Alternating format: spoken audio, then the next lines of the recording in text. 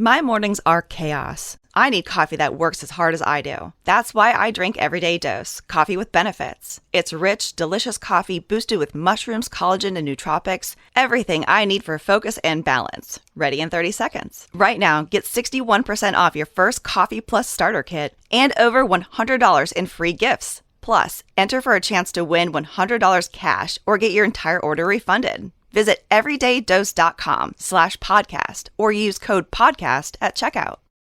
After the holidays, there's so much to clean up and get ready for the coming year. This leaves me exhausted and a lot of things falling off my to-do list. It's time to lock in, and Omaha Steaks delivers everything you crave to reset after the holidays. An order from them means having high-quality Omaha steaks on hand at all times. I'm a big meat lover myself, and I always go with medium rare. But there's also plenty of poultry and other options available. Omaha Steaks offers unrivaled quality and variety, and every bite is backed by their 100% guarantee. A family-owned company with over 100 years of expertise in the meat industry. Let Omaha Steaks deliver high-quality proteins right to your door. Visit omahasteaks.com for 50% off site-wide during their end-of-season sale. And for an extra $35 off, use promo code YUM at checkout. That's OMAHA steaks.com, promo code YUM. Terms apply. See site for details. Go to www.omahasteaks.com to get 50% off site-wide during their end-of-season sale and use promo code YUM at checkout for an extra $35 off. Minimum purchase may apply. Thanks to Omaha Steaks for sponsoring us.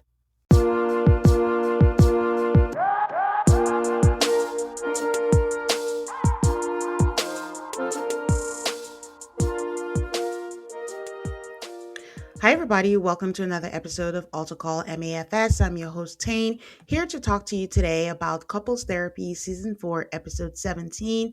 And to talk this over with me is my co-host for this watch and this season is Jenn. Hi, Jenn. How are you? I am wonderful. I am leaving tomorrow for Kuala Lumpur.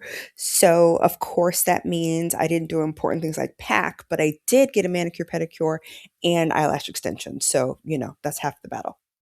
I mean, priorities. That's what's important. So that's where we are. If you guys have been listening to this is the penultimate episode, and there's just one more episode, and we're done with the season for couples therapy. And as always, as I ask everyone in the last episodes that I've done, if you have any suggestions for what you would like Jenn and I to cover, let me know. It can be a reality show, it can be a scripted show, but just toss in your ideas and I will take that into consideration and see what we can do. Patreon.com/AltarCallMAFS. Bonus episodes over there. Secret Lives of Mormon Wives Reunion is also over there. Challenge Reunion is coming up also. And just a reminder that with Traders coming up soon in January, I will be releasing my Trader episode. I have one episode with Scally from the Free Agents podcast where we're just going through the cast and we share who we chose and who would want to be traders. And also have another episode with Jason, where we talk about MAFS cast members that we would like to see on Traders. So look out for those coming out as the holidays come soon. I hope everyone is taking a deep breath and not running around like their heads cut off like a chicken because, the holidays can be, a lot. So, don't forget to take care of yourself. But how are we feeling as it's wrapping up? I got to say, Jenn, I know I was asking a question, but I feel like this season feels very different from all the other couples therapy seasons that I've watched. I don't know if you feel the same way. It does. And I don't know if it's a couples thing or if this whole, we broke midway through the season thing, or if Orna just has her groove. I like you. I really do like the cutaways to her group. I like her cutaways to Virginia. So yeah, I don't know. I don't know what the difference is, but it's growing on me as infuriated as I was at the couples at the beginning. And maybe because I know it's coming to a close, it's kind of like when you're in high school, you're like, this never ends. And then the last month you're all, oh, that was so fast. So it kind of feels like that a little. Yeah. I I feel it's different. And not in a good way.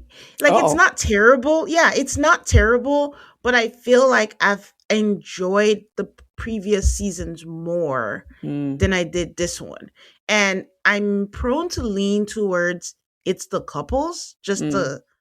the couples, and maybe where the issues were leaning towards, that it's different. And I feel like it feels weird to say, because I think what I wanted to say was the previous seasons the couples had more exciting issues, and that's terrible. But it is a TV show. But I think that's what it is, and it's just more, exciting. There's a lot of it's either we're bickering or we're push and pulling, trying to get people to say stuff. So I think that affected the watch, for me. Still a good show. Not saying that it was bad, but I think I like, if anyone was new to the show, I would recommend previous seasons over this. This would rank last in the seasons. Yeah. Part B. Let me put it that way. Yeah, I think, and maybe it's because we've seen so many seasons that you kind of feel like that there's going to be a difference. And for a lot of these couples, it feels like there's no difference. Like we're not seeing the progress necessarily. And so maybe that's a little frustrating too. Yeah, I think we could say that. It didn't feel like, oh, it's time to graduate. Are you ready? I don't know. Do I see it? I don't know. So, okay, so we start with Nick and Katherine. I don't think the episodes have ever started with Nick and Katherine, so that was one change. And it was weird because the episode starts with Katherine getting ready in their bedroom and Nick seemingly asleep, but I'm like, a cameraman, a crew member had to have been in there. And I'm like, did Nick sleep through that? Really? Yeah, bro was snoring, and that was going to be my question to you is can you sleep when your partner's getting ready? No, I'm a light sleeper. So it doesn't take much, just blow in the air and I'm up. So yeah, I can't. Yeah. So that's why I was like, is he really asleep? Or because I mean, we've had, I've had like Michael on the show and I asked about MASH. I was like, listen, when you guys are like, oh, good morning, you had to have been up before. So, but it looked like Nick was actually sleeping through. But No, I also did he was snoring. I also didn't understand why they needed that shot of her getting ready and leaving the house. It just seemed odd. Yeah, but maybe it had something to do with like what they were talking about later. Because at least this season, it seems like there's a theme, and I thought, okay, maybe this is a hint to whatever the theme of this episode is, but I don't know if it got there yet. I mean, I would love to see Allison get ready again and just see her cadre of sparkly arm sweaters. Just like how many does she have? Um, and exactly how much time does she spend putting her hair back in that ponytail? But yeah, I'd be real curious to see what this has to do with the rest of the episode. What did you think the theme was? I don't know. It's even after watching it, I was like, I'm not sure because there was one where they were all kind of playing with their kids at the beginning. And so this kind of ended up being like oh, this is me and my childhood. So I don't know. I Okay. kind of got it for one couple, but not all of them. I didn't see the running theme through everybody. I don't think they go by themes. Oh, at You least don't it's think not so? something Okay. no, it's not something I cut through the season, but I've just never thought it was about themes. So that's why I was curious to see what you thought it might have been. But they get to Orna, and Katherine shares with Orna that it's been a hard month with food for her. She says it's a constant inner dialogue, and she doesn't remember life without negative thoughts about herself, and she hates it, and she wants it to go away. And Orna asks Nick if he had any thoughts about this, and he says, I don't know when the dialogue is happening. And Orna says that can be said for both of you. Like, you don't know what either of you are going through internally. And Katherine says yes, and that's because there's a whole other part that she doesn't share and she doesn't talk about, and she's been eating crap again.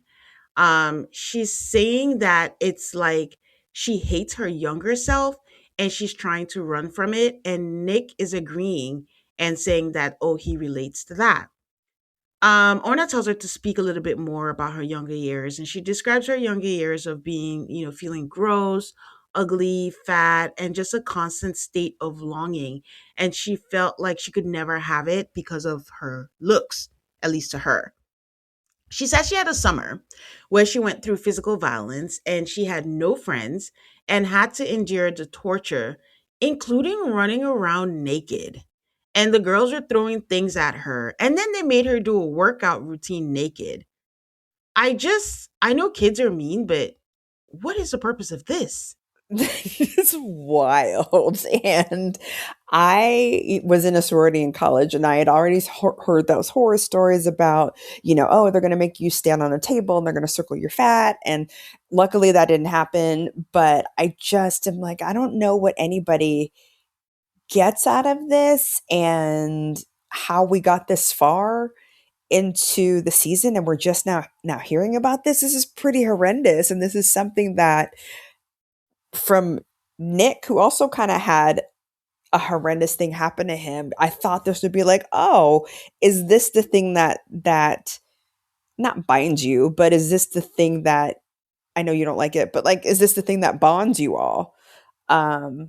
But they seem to have very separate, I don't know. It was weird because when Nick was talking about his stuff and his trauma and what happened to him in college, like Katherine was really good about, well, let me break this down and this is why it affects you today. And Nick, when he finally did put his hand on her shoulder, was like, there. And I kept waiting for him to kind of turn it around to be like, yeah, I understand, because this is what happened to me too. And luckily he didn't. But like, this would have been the perfect opportunity for him to shine and for me to see kind of what she sees in him, to be like, I have this horrendous thing happen to me, but my partner, who also had something similarly horrendous, this is how we help each other through it. But I just didn't see how he was helpful in the situation. I don't even know if he's capable. But out of Um, somebody that talks about shame and hiding and being embarrassed by something that really happened, like out of anybody in the world that would understand, anybody that's in her atmosphere that would understand it, it would be him. And I just didn't see, I was waiting for him to come through and be like, yeah, babe, I know what you're feeling like. And this is what I experience. And this is how I can help you. And this is what I do to get you through these hard times. And he was just like, you take it, but Orna. that's the thing. For him, going through all that, he still doesn't know what to do with it for himself. Talk less Right. of somebody else. He's still like trying to figure out the shame. And I think at some point he talks about it. And if he even needs to feel shame, and I think it's beyond what happened to him. And I think more about his relationship with his parents, really, if you Yeah. ask me. That's Mm. what it is. And of course, he didn't share that with us. So we don't, really know. But Catherine continues and is like, one time she woke up and she had a girl standing above her with scissors and they were just cutting her hair. And they said, like, she's like, why are you doing this? And they were like, because you're ugly. And she didn't tell anyone and she didn't tell her mom because, she was traumatized. And listen, I didn't go. I haven't experienced anything close to that. Like no one made me do naked workout routines or cut my hair or things like that. But I did feel for her because I mean, I went through bullying. I was in boarding school when I was in Nigeria, and I went through Mm. bullying over there. And then when I moved here, I was also bullied in high school for a whole different set of things, like being from Africa and other things. And like in my mind, I'm beginning to think like, well, it's happened twice now in two different parts of the world, it has to be me. And Mm. things like that kind of stay with you, that Yeah. you kind of have to work through and realize like it's not that people are just cruel in the world, because Right. you're young and you're just thinking, you're not clued into the evilness that the world has, and you just don't understand because it's something you'd never do. You're just wondering, why would somebody else do that to me? It has to be something in me that is bringing that out in people. So I kind of like, could relate, to what she was saying. Yeah. And Catherine says that this went on and on until she stopped eating. And then she stopped eating and she lost 40 pounds. And then people started liking her. And it's so unfortunate because the factoid of the day, of the world, of life, is that people treat pretty people better. Yeah. People treat skinnier people better. Yep. People talk about how much better they're treated after they lose weight. So it's Hmm. such a conundrum, because how is Catherine not supposed to equate this with a better quality of life? Exactly. Yep. You know? So it's just like, even if you want to tell yourself all the affirmations and all the things, the thing that remains, people always say you can't argue data. The thing that is there in her memory bank is that I lost 40 pounds. I got skinny. People stopped trying to cut my hair with a scissors. So tell me otherwise. Yeah. But then that's the question too. And I don't know if maybe Orna asked it and we didn't see it. It's like, all right, if you're struggling with your weight now, who are you trying to get to like you? You know what I mean? Like, what's herself? Is it just herself? I think it's her. I think her husband. Like who? I'm inclined to say herself, because that's what she said in the very beginning. Is that she is saying that she sees herself as her younger self, and the way she sees her younger self is gross, ugly, fat, constant state of longing, and I think she now equates that being skinny to being better. So I have control over that. Right.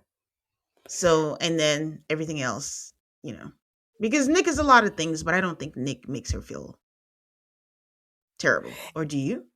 No, I don't think he makes her feel terrible, but I think when she is feeling terrible about herself, I think maybe it's because he's not giving her that so that she's got something to counter these other feelings with. Like, I don't know if it was the last episode or the one before, where she talked about she just needed cuddling and she needed affection, and that's why she's so close to her daughter, and that's why she buys her daughter stuff, is because when she does this stuff with her daughter snuggles her and cuddles her and da-da-da-da.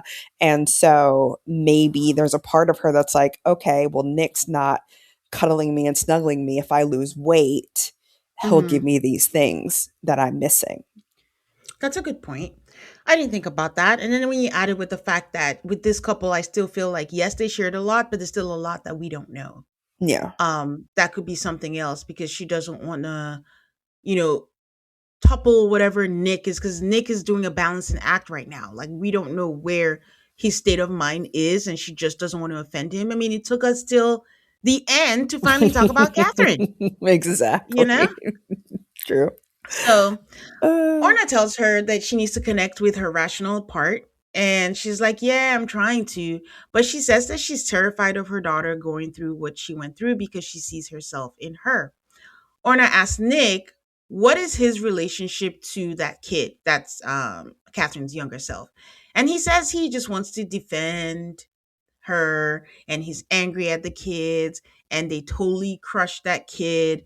And I wasn't really satisfied with his answer, because I'm like, is that really what she's asking? But it was just funny because, as I'm saying, like, I could kind of relate to Katherine when he said totally crushed that kid. My mom also used to say that when I was in boarding school, that, going there killed my spirit. Was her exact words for that. But don't worry, guys, I got it back. You can hear me. Like, no, but it was that's just, But yeah, all of that is a thing. Like, you can still come out on the other side, but it still is horrible, and it's still something that you went through, and whatever got you to where you are today, that's still horrendous. Wow. Yeah. But such is life, Stiff upper lip. Anyway. So Katherine says she just knows that she and Nick would have been friends. And she says, like, he was so cute as a little boy. And he says, so were you. And she says, but you were thin. And I'm like, oh boy, this is why it feels like we did not make progress. Yes. This is terrible. And for me, I am very, I'm very protective of kids, I guess, probably because of maybe what I went through. But there's just certain things that I don't like. And especially, like, all my friends, even the ones that have daughters or what, I'm always like, be kind to yourself and the things that you say, because they're going to pick that up. So her saying, but you were thin, I'm like, you're worried about things happening to your daughter. This is what will actually affect your daughter. Like, spreading the gospel that being thin is what will give her an in into whatever, she thinks is the better life, versus building that inner confidence that has people attracted to your aura, regardless of what your size is more important. But just her saying, but you were thin. Yeah. She's not ready for that. Just her saying, but you were thin. Oh, Jen, that killed me. Yeah. Because I'm like, you are carrying that around. And the things that we pass down, to kids or to people it's, again, the nonverbal communication is communication. she's Yeah. going to see that. And I don't know why in 2025 people don't realize that kids see everything. You can't outsmart a kid. Right. They're smarter than us. They're born smart. They're born Yeah. with technology in their brains. So, Especially if you're um, spending this much time with her kid, and I still don't know if she works or not, but she seems to spend a lot of time with her daughter, and she's picking up on this stuff. And I think when you said that, it reminded me of when I was a kid. Us, look at us sharing our stuff. My mom was always, always, always on some kind of diet or exercise. Like when I was a kid, mhm. because I'm old, jazzercise was a thing. So she was doing jazzercise. She was doing Weight Watchers. Then it was uh, like Nutrisystem. She was always, always, always on some kind of diet or doing some kind of exercise. And because she was a single mom, like I got dragged to all this stuff. So I went to the Weight Watchers meetings and I was just sitting there listening to all these adults talk about, their challenges with food. And nobody thought, maybe this is not a great place for a kid because this Yeah, is what I learned about food. And this is stuff that I still carry with me today about yeah, diet and exercise. And it's not from, I don't think anybody did it on purpose. And I yeah, just think people were so stuck and my mother was stuck in kind of in her own pain for whatever yeah, reason that she didn't think, oh, I'm passing this on to my daughter. She's like, well, I got to be here. So you're with me because I don't have a babysitter, and not thinking about how all of that stuff impacts your kids. But yeah. And yeah. I yeah, hopefully they're figuring out something else because she seems to be aware that her daughter, she doesn't want this for her daughter, but she doesn't seem to be aware of how her behaviors and actions could potentially affect her daughter. So Yeah, and I don't want to interesting. project anything on her, but I worry a little bit about her relationship with her daughter. I don't also like when parents make their children the sole source of their happiness and their love and their Yeah, everything. they're And she seems besties. to be doing that with her daughter. Yeah, Like, I tell her to cuddle me, the things I'm not getting from that, yeah. because we see that a lot. Like maybe if you're in, like, let's say in a loveless relationship or a loveless marriage, and you focus all the attention on the children and you decide Mm-hmm. to get all your love and all that. And that's how we get people who have sons and then their sons are their boyfriends because they're Yeah, not getting it from their partner. yeah, And just to mention the way they've talked about their daughter, and I do this, and every time they do their cutaways, she's with her daughter, like you said. yeah. She's doing Yep. something. Oh, I want to buy her things. Oh, I want to get her things. You cannot heal your trauma through your daughter. So you're Yeah. doing double duty. You don't want your daughter to go through what you went through, so you're overcorrecting, but you also want to make your inner child feel better by making your actual live child better through material Mm-hmm. things. It's I just, these are things that were not touched on, but Orna is the expert, so I don't know. They're here for couples therapy, but for me, the focus was the child. Once there's a child, the child is just like number one. So Yeah, yeah, so that was what I got from that. yeah. But Orna, oh, go ahead. Did you have something to say? Oh no, I was going to say now that I'm working in a school here abroad, and I just have so many kids that you can see the dynamics of kids, and you can see the kids that are kind of outcasted and the kids that are, they're chubby, or they're, this one girl Mm-hmm. that I love is taller than everybody else in her class. And so those are the kids that I give extra special love to. Like when they walk in the office, I'm like, hi, and I'm super dramatic with them because I'm not going to, I don't imagine I'm going to change anybody's life. But if they can come to school and have one person be nice to them, and it doesn't cost me anything, then I can do that. Yeah. Yeah. Orna tells Virginia that there's something very similar about their childhood, the shadows of traumatic experiences and being scared to bring their full self in. Yes, to themselves and to us and to the show. And why were they cast? And a lot of them, as a couple, is basically saying, I accept your shadow. So that was it for them. Do you have anything else? I think where, and this is where we talk about they need individual therapy, where I forget what Katherine said, but Orna's response was, oh, so you're going to submit to the cultural indoctrination in, I can't say that word, cultural, Indoctrination. thank you very much, um, of being thin.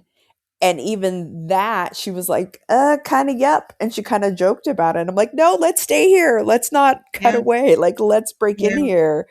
And that's too where I don't think Nick can solve any of this for her. But for him to be like, babe, whatever size you are, whatever size you think you are, whatever you see, I see something else. Like, say something to her. I mean, he kind of did, because when he did say you were cute too, she says, well, you were thin. So, I mean. That was then. Now. She needs some of that now. Oh, yeah. Yeah. Well, they're graduating, so they need to figure it out. All right. We'll take a quick break and we'll be right back. Talk about Rod and Alison.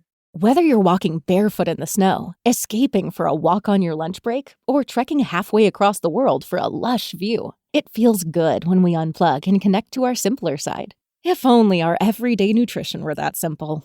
It's time to simplify your wellness routine with Kachava. Getting the nutrition we need from that graveyard of supplements in our cupboards is often overcomplicated. Just 2 scoops of Kachava's all-in-one nutrition shake, and you've got 25 grams of protein, 6 grams of fiber, greens, adaptogens, and so much more. Plus, it actually tastes delicious. No fillers, no nonsense. Just the good stuff your body craves. So instead of adding to your backstock of supplements that overpromise and underdeliver, keep it simple with just 2 scoops that have the highest quality ingredients. Simplify your nutrition at Kachava.com and use code FITNESS. New customers get $20 off an order of 2 bags or more now through January 31st. That's Kachava, Kachava.com, code FITNESS.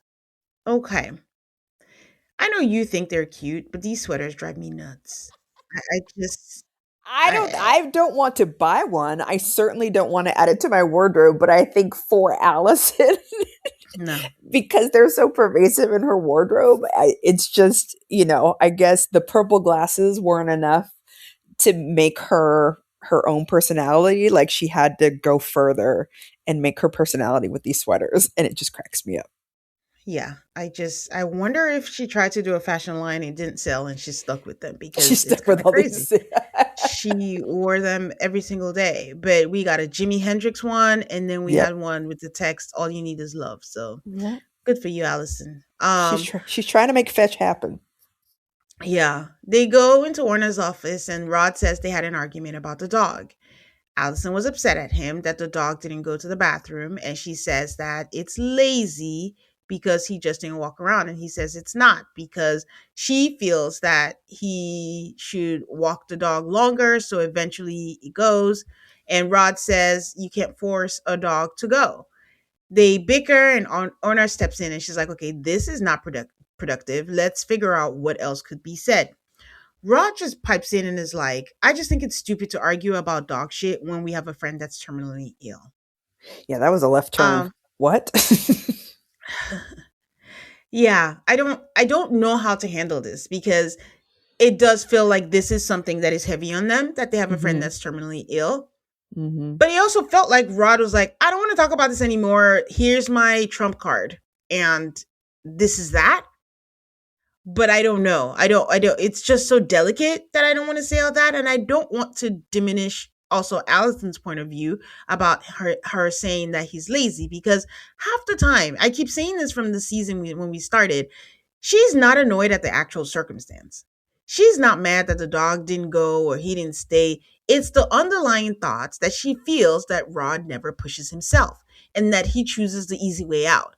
In her mind, all she sees is that he stood there, dog didn't go, oh well, I want to go back inside, let's go. And then that's it. But if it were her, she would do a little bit more, walk a little bit more, like, hey, do you want to go? Probably even talk to the dog and see if they actually go. So that's what's bugging her, is that he's choosing the easy route, and whenever she gets mad, it just comes out at any opportunity, and it just happened to be the dog.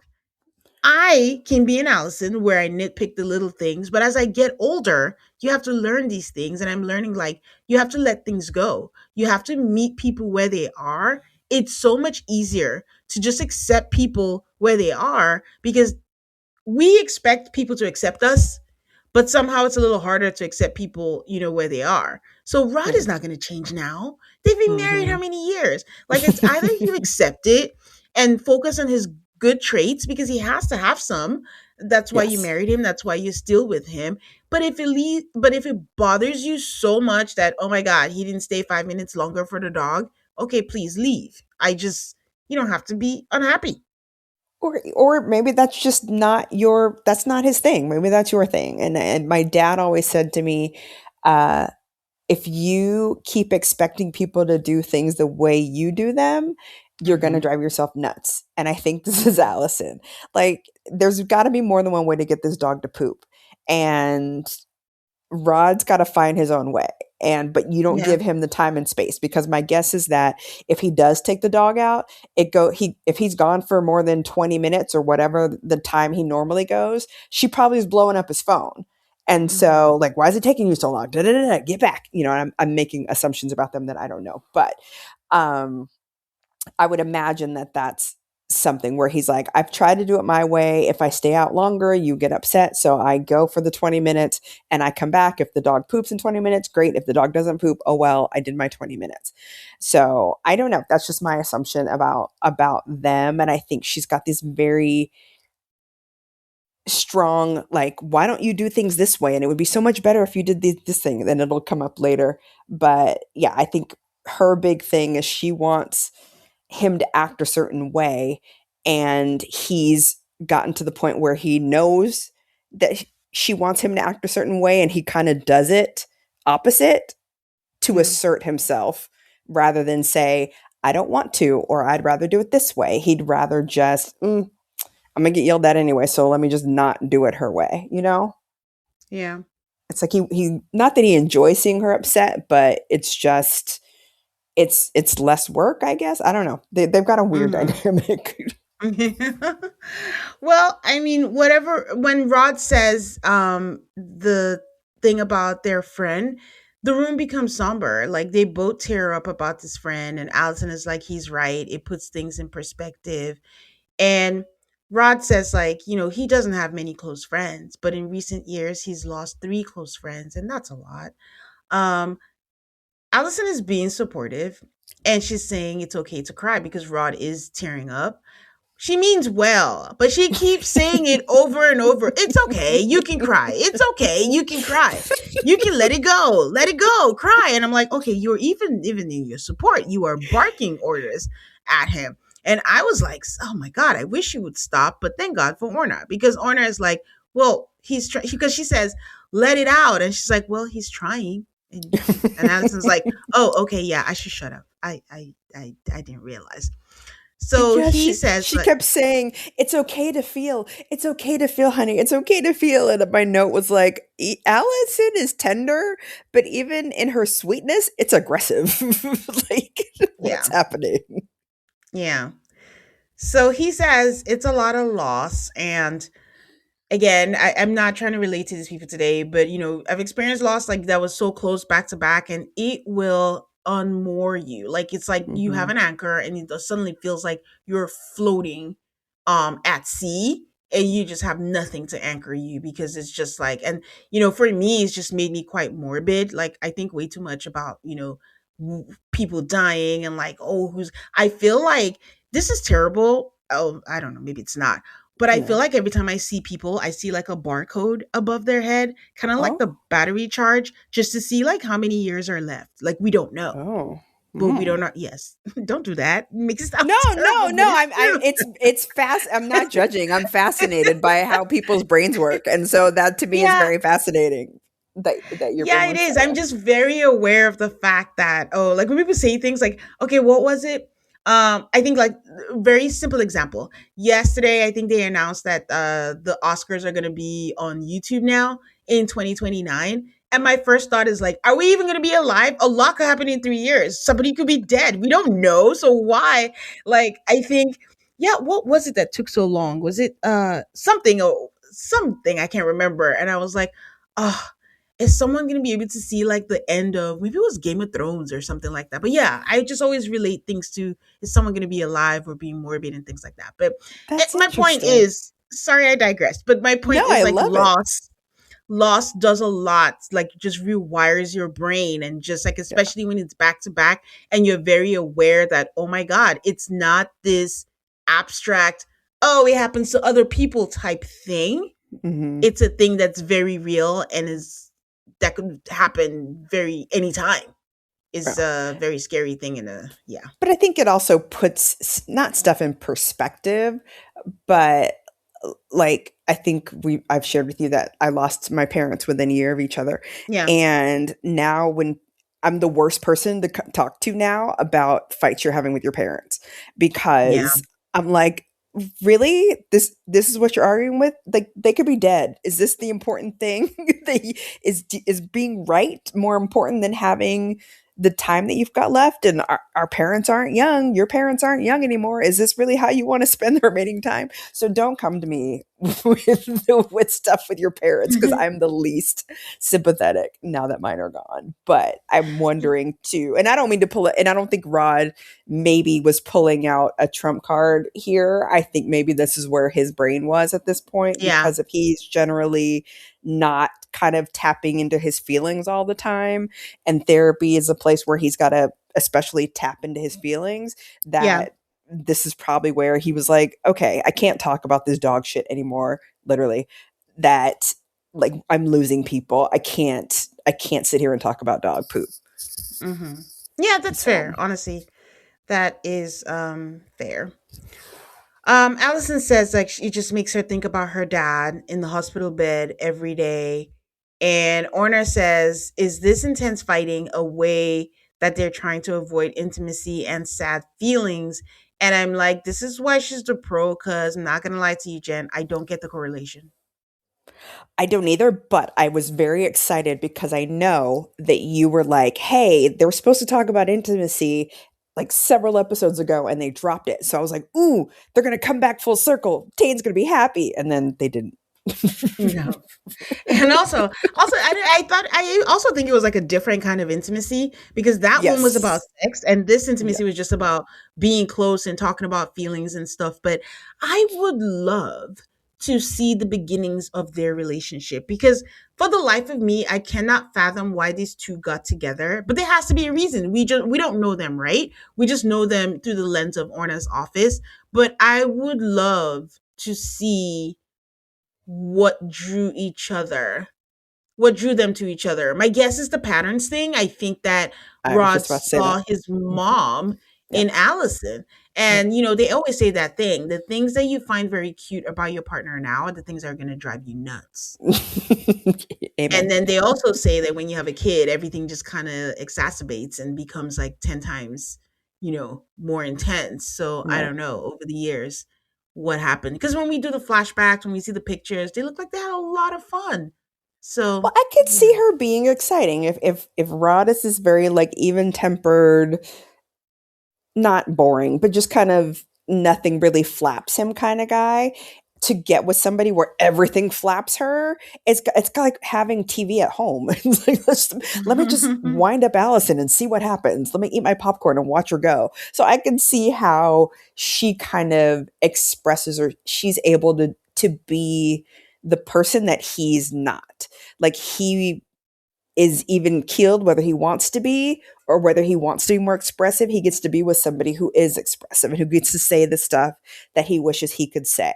But after years and years and years of that, it's not serving them. The thing that used to serve them stopped serving them for some reason. And that's what they've got to figure out in therapy, is why was this thing that attracted us the thing that's made our relationship difficult now? I mean, I think that is the story of life, isn't it? Yeah. A lot of people, they get together and then eventually it's just that same thing. It's just, over the years, I guess, wear and tear.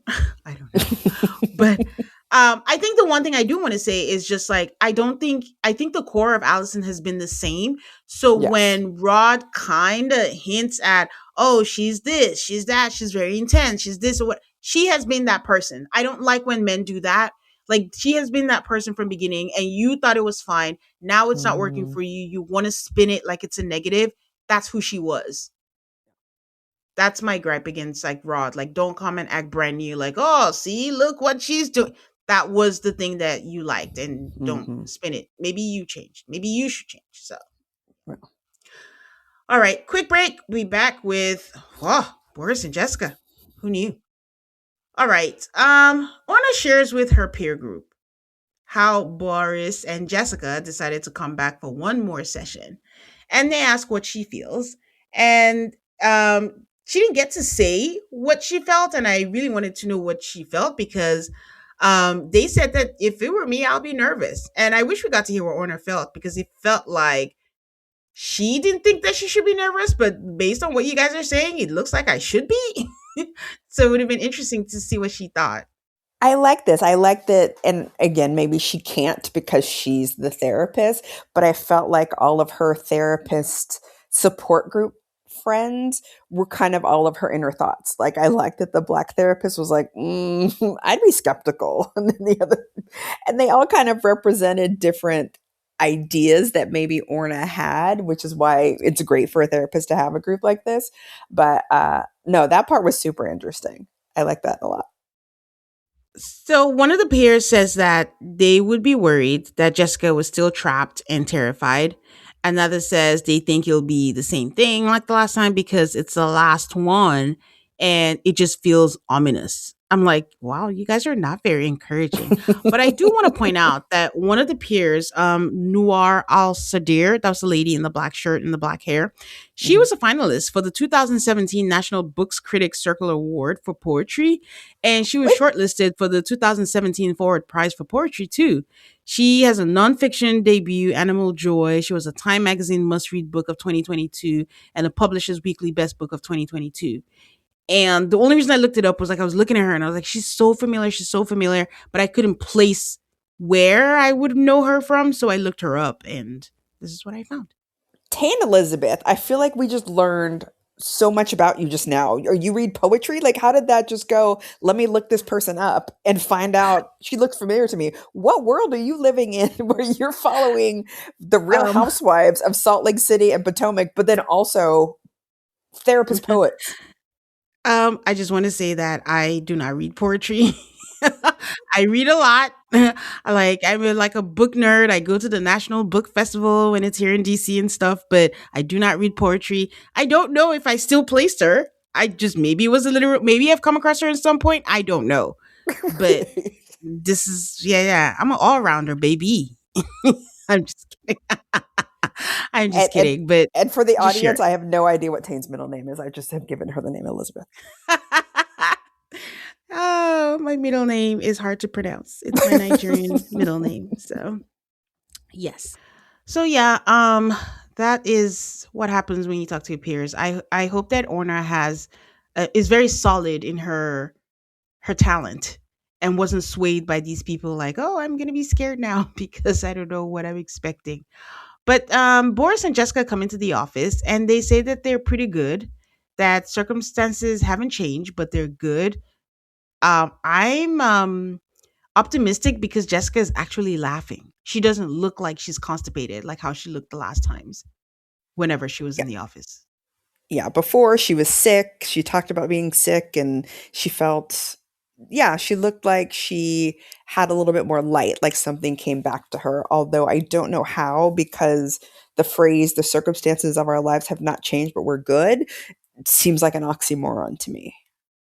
Well, I think what I took from that is like, I'm still working. He still doesn't like that we're here, but we figured out how to. Yeah, you're right. It's strange. But I like that you tried. You're like, I'm going to make this work. But she does share that they had big shifts and a lot of fear. And she felt like if she co-signed his unhappiness, she would have to give up her time, I guess, with the move and have to renegotiate again, and she would lose what she got in New York. And she's saying all this as she's rubbing his arm. He says it was very hard because he was in despair and he was in a bad place and he was reaching for comfort, and coming here to therapy exacerbated it. He said they would come in, they would talk, and it hung for days afterwards. And I think this is when we figured out that it's been a few months since they left or since they started therapy. I couldn't tell because he said a few months ago, so I wasn't sure. Yeah, I'm always confused by the timeline in this thing. So Boris says that they were not strong enough to handle the blow before things got better because, if you remember, I think when Orna spoke about, when couples come in for therapy, but Boris says like they were not strong enough to handle the blow.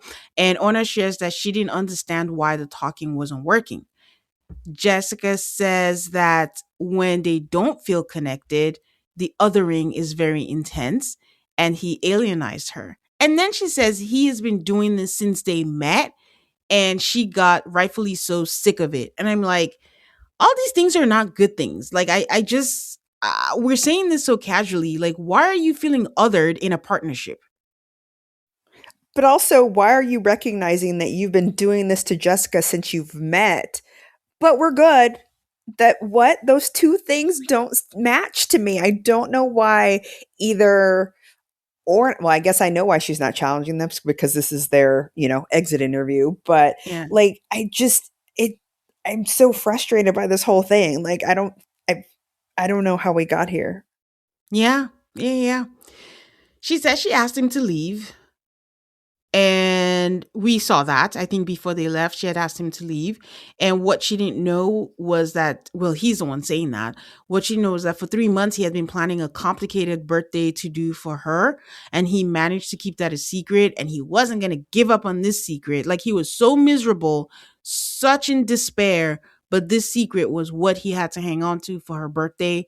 But they got to have the weekend together and a lot of fun things happened. Like they went to a club and it was relaxed. They've never done that before. And they were dancing.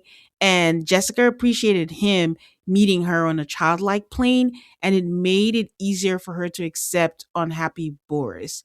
And I think my number one question immediately was like, if I'm so mad at this guy, why am I agreeing? Like, I planned a birthday thing for you. I told you to leave. And you're like, you know what? Sure, I'll spend a weekend with you. I didn't understand. That was a disconnect for me. I know for me it would be a complete disconnect, but I can see for Jessica being like he's trying maybe or maybe because that's her thing is Yeah. you're not seeing me in this relationship and I don't have space in this relationship. And so maybe this is her going, okay, he's planned this thing for me. Although in Jennifer's head, I can see how this whole thing is centered around Boris because he wants to be high-fived for doing Mm-hmm. this, but whatever. But I could see Jessica going, I've been asking you to make space for me and you've done it. I'll give it a shot.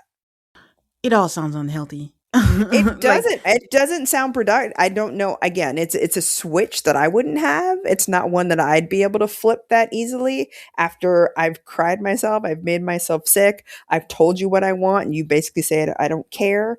I don't know if I could make that switch, but it did for Jessica, and they got to get drunk and go dancing, and that solved everything, I guess. sure. Um, she said she did a workshop at work and she did like you're supposed to do a story, I guess, about trauma, but instead of doing hers, she did Boris's. And I'm actually surprised he wasn't mad at that. So I mean, good for them. And she Why tells would this he be mad story. that something why would he be mad? It's about him. He Yeah, loves it that's when things true. are about him. That's That's true. perfect. That when she's at this thing at her job away from him, she makes it about him. He loves that. That's true. That's a very good point. So is this elaborate story where my eyes glazed over a prince, a king, and something when Boris is beaming and it's just so you're right, Jen. You're absolutely right. He's beaming. It's about him. And I mean, Orna was patient. She listened to it all. And Boris is like, it was just so amazing to be understood. And Orna asked, like, for her own curiosity, would there have been some other way to work with them that would have worked? And Jessica says, some way to see their childlike core versus the hardened adults in their coupledom. And yes, she's saying that, but it's almost like wanting to hide and not face the reality. You are a hardened adult. It is why you're having problems. Like this childlike thing is a band aid. You can do that for a time, but it's not Mm-hmm. reality. But something I didn't think of that occurred to me right now is Jessica is a therapist as well. And I don't know Yes. if that played a part in whatever this dynamic that is going on between them. I mean, two things. So, number one, they talked about this whole childhood thing. He was a prince. Either it was in the previews or no, I feel like they talked about it on another episode, one of the early ones, about him having to change roles when when his family moved from the Soviet Union to the United States.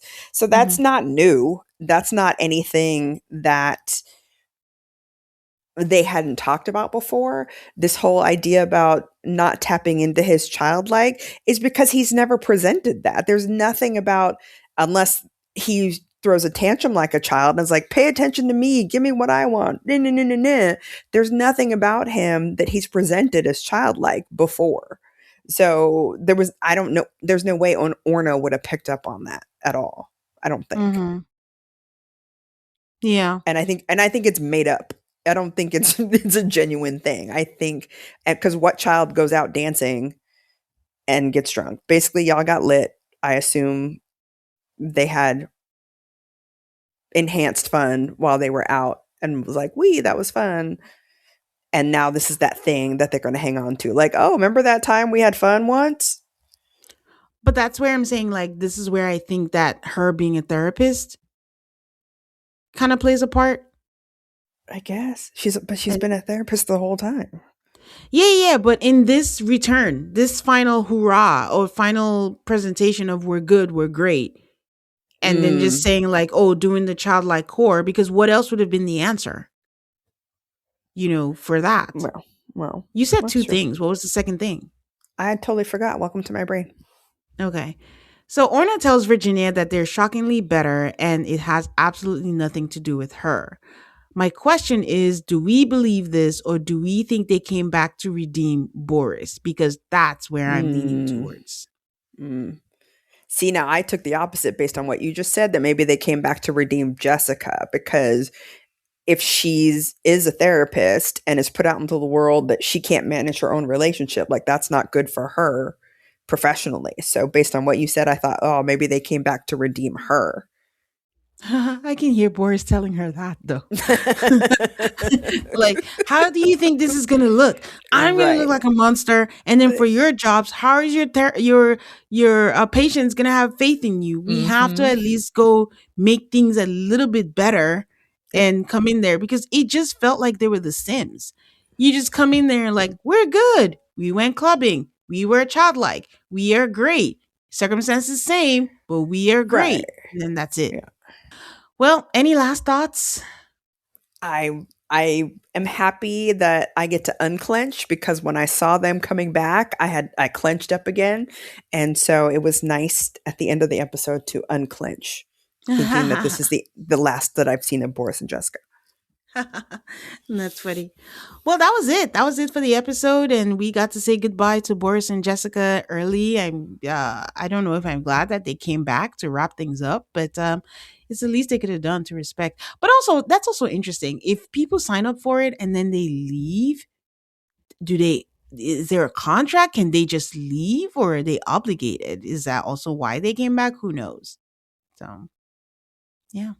I can see them coming back, and just to say, I can see the producers. I don't think you can force anybody to go to therapy, but I can see the producers going, well, let's at least wrap this up. So come back in your own time. You know what I mean? We have X number of weeks. We're still recording. Come back when you feel ready to, and we'll just wrap this up with a bow. So I can see them saying that. Yeah. I can see that. Well, I mean, this is it for this episode. When this comes out, I hope everybody has a happy holiday. I know it can be a hard time for some people, but I hope everyone is able to find like a little pocket of joy wherever and however you can get it. But before I sign out, Jen, can you share with people where they can find you? Yes, Merry Christmas, Happy Holidays, Happy Hanukkah, Kwanzaa, whatever you celebrate. And you can find me and my husband traveling in Southeast Asia on YouTube and Instagram at jns.adventures. Okay. You guys know where to find me. Also call MAFS on all of the socials. You can drop me a line. Like we said, anything you'd like us to cover, drop your suggestions. Please leave me a 5-star rating on Apple Podcasts and Spotify, and stay subscribed so you don't miss out on any new episodes. Until next time, guys. Bye. Bye.